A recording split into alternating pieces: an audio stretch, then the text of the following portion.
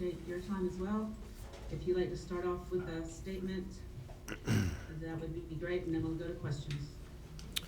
Okay, well, obviously not our night. Incredibly disappointed in how we played. But man, super proud of our fight in the second half. Obviously the game got away from us, and our guys continued to compete all the way down to the last play, and I'm really proud of that. I'm proud of how they battled. Some of those seniors, just continuing to compete. I do appreciate their efforts there. We had great preparation, but wasn't our night, and you got to give Ohio State credit for that. They were awesome. They absolutely dominated the line of scrimmage. You can't win games like this if you can't stop the run, and then the big plays. I think they had 5 straight touchdowns, and just really couldn't respond like we needed to. Had a chance there in the third quarter. We got the score, we got the interception, got the score, cut it to 2 scores. So if we, maybe get one more stop, and it was kind of if we can get one more stop and go score again. Now you got a 1-score game going in the fourth quarter, and but it just wasn't to be. And again, that the credit goes to Ohio State.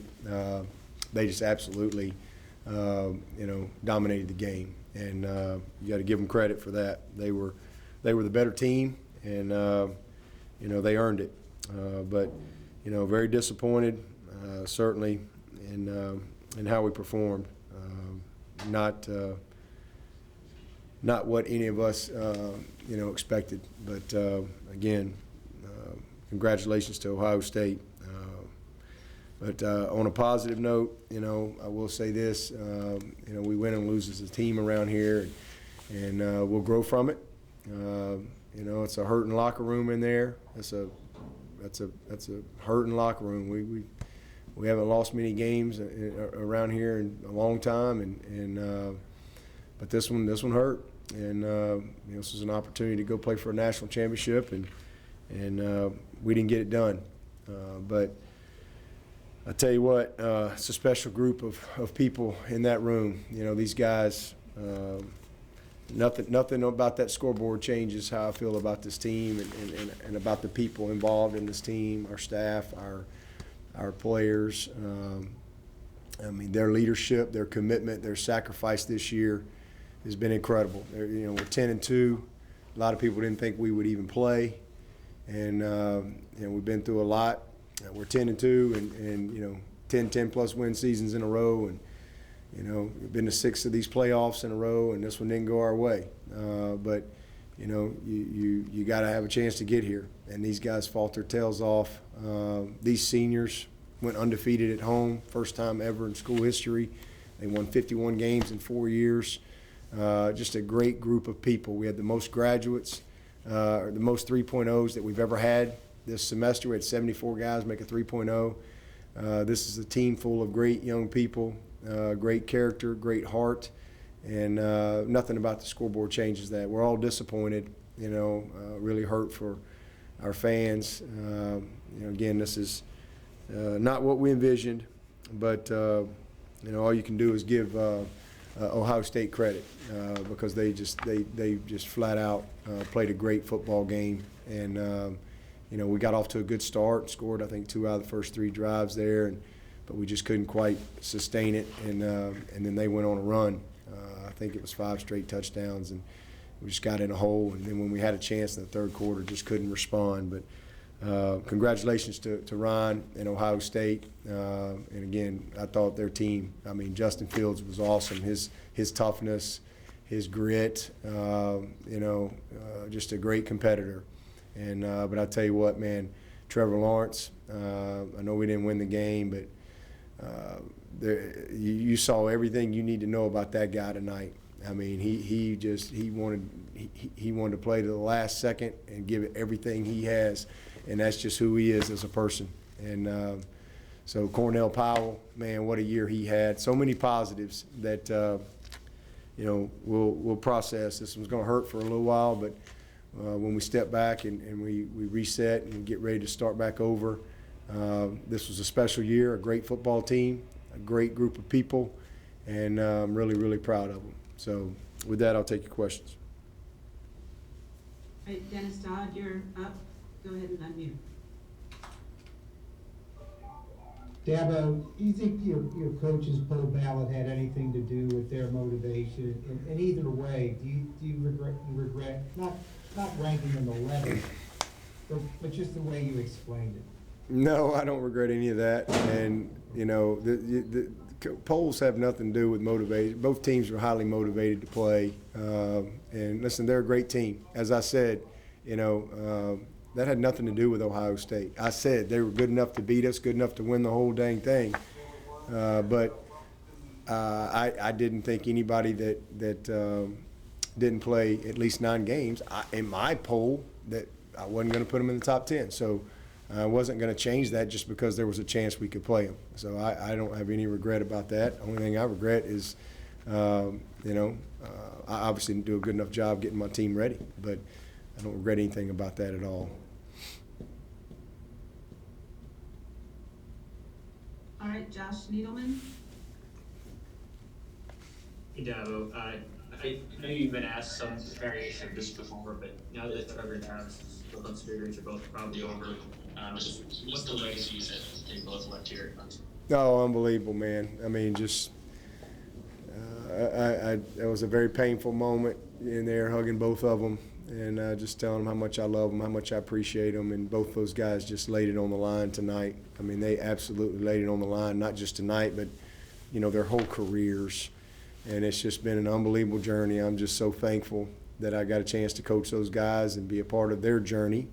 You know, that both of them have such bright futures and a lot of football ahead. I mean, Trevor Lawrence is I mean, he's a generational guy. I mean, he's gonna be a great player for a long, long time, and so is Travis Etienne. And just to know that, you know, the good Lord blessed me to be a part of their journey, I'm just thankful for that. And but, you know, both of them are leaving here. You know, Trevor's the winningest quarterback in school history, and played for 2 national championships, won one of them, and you know, left here a 3-time league champion. And Travis Etienne, I mean, he's an all-time ACC leading rusher and got all kind of records at Clemson. I mean, these are 2 unbelievable players that will, you know, be in the College Football Hall of Fame at some point, one of these days down the road. And so I'm thankful that the good Lord blessed me to be a part of their journey. And, you know, we're all sad that it ended the way it ended tonight. You know, we wanted to end it in Miami with a victory and ride off into the sunset, but that wasn't to be. But, man, I love those guys, and I'm so thankful for all those seniors. And, you know, but Travis and Trevor, man, just incredible legacies. And they set the standard. I mean, it's, you know, not just their performance, but how they worked, you know, their commitment, their toughness. Didn't ever expect anything more from their teammates than they were willing to give. And I think just their appreciation of the opportunity. Both of them are graduates, and like I said, have very bright futures ahead, and look forward to following their journey. Donnie Woods. Yes, Coach. Can you talk to me a little bit about the targeting call? Do you think he was just trying to use the technique with the head behind on his tackle, and it was just an awkward placement? Yeah, I mean, there wasn't anything intentional. It was just, you know, but, you know, listen, the letter of the rule or technicalities of the rule, I mean, you know, they're going to apply it. But he certainly didn't. I mean, he's just trying to make a football play, and you know, it's unfortunate. Trevor Groves. Coach, how do you feel about how Coach Streeter called the game tonight? And I guess logistically, how much of an adjustment was it from what you're used to as far as making in-game adjustments and so forth?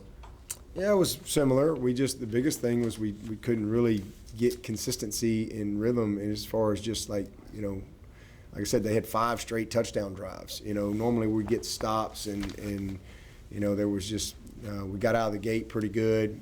We had one drive, we missed a screen throw that was really a good play, and then we missed Davis Allen, ended up punting there. But again, got off to a good start, but we just defensively we were really out of rhythm, and just too many busted big plays, big chunks, posts over the top, guys open, not stopping the run, and it put a lot of pressure.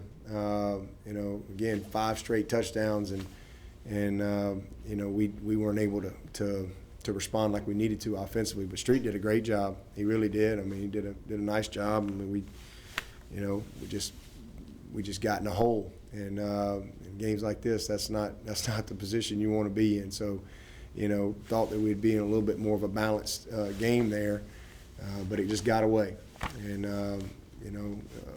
momentum in games like this is huge.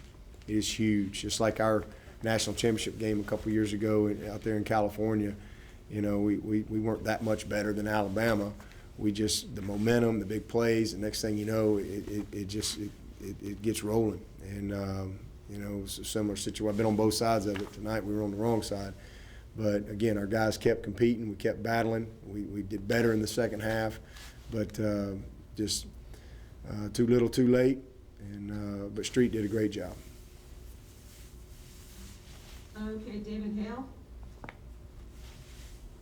Hey, Dabo, aside from the legality of the play, Brzezowski, how much did that particular moment, as you talk about sort of momentum and the shifts in the game and the opportunities that you might have had that been a stop and had Brzezowski stayed in the game, do you feel like things might have played out a lot differently than they did? Well, I mean, who knows? I mean, I'm not going to get into the woulda, shoulda, coulda. We had plenty of opportunities. They just kicked our butt. Period.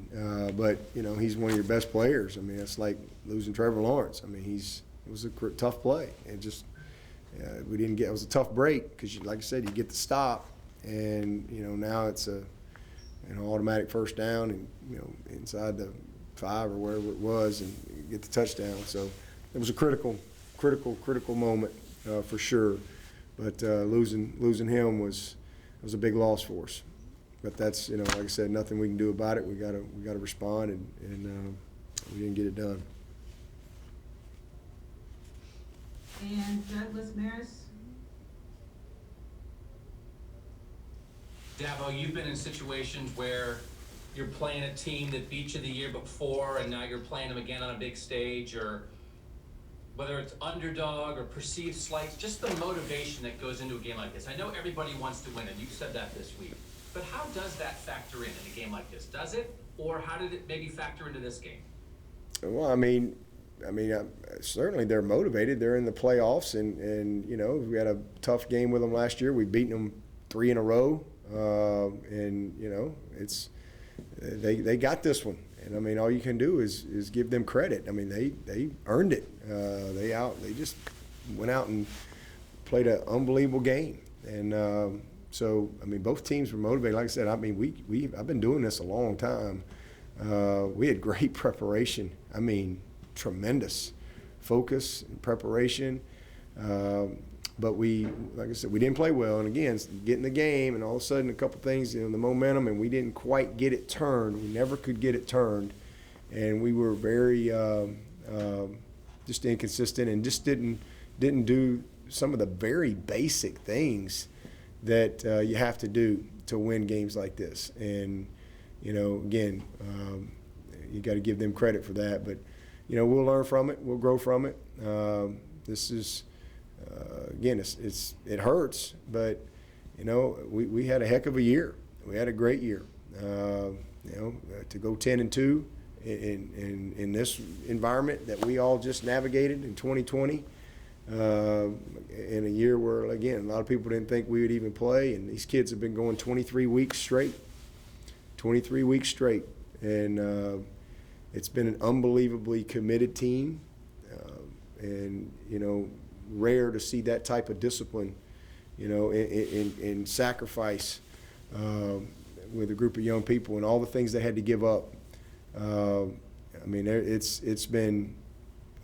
I mean, there'll be books and movies and all kind of stuff written about this year, and stories told about this year, and I'm proud of our team. You know, again, I certainly wanted to win the game, but our guys were ready to play, and we were not the better team tonight. You know, that's just the way it is. And sometimes in competition, when you get, I mean, this is playoff football. This is 4 elite teams, you know, we got beat, and we'll grow from it.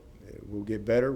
Our guys, we start school on Wednesday. You know, our guys going to, you know, we'll have to give them a little time off here. Like I said, we've been going for a while, but it's going to take us. It's going to hurt for a while, but we'll get back at it. And we got a bunch of mid-years moving in on Sunday, and school will start Wednesday, and we got our banquet on the 16th. And I look forward to honoring this group of seniors in the right way when that time comes. And then, you know, reset, get our eyes focused on spring practice, and you know, getting back in the fight and going back to work. All right, we're gonna have to let that wrap it up for Coach Sweeney, as you've got Trevor Lawrence standing by. Coach, thank you for being with us, and Yep. congratulations on. Thank you.